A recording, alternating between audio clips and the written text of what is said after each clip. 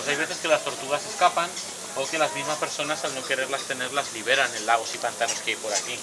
Una tortuga que viene de una zona tropical, la soltáis aquí en el Mediterráneo, pues va a hacer lo que haría cualquier criatura o cualquier ser vivo, que es intentar sobrevivir. Y para sobrevivir, pues los animales tienen que hacer lo mismo que haría un ser humano, buscarse la vida. Y para buscarse la vida, pues tienen que buscarse la comida, tienen que pelear por su hábitat, tienen que pelear con competidores.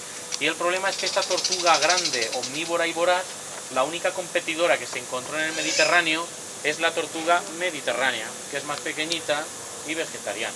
Cuando se enfrentaron estas dos tortugas, ¿cuál creéis que salía ganando? Pues la tortuga tropical que estáis viendo aquí se comió a la otra, le comía la comida y le quitaba su hábitat, hasta el punto que la tortuga mediterránea está en peligro de extinción, en gran parte por la presión depredadora de esta de aquí.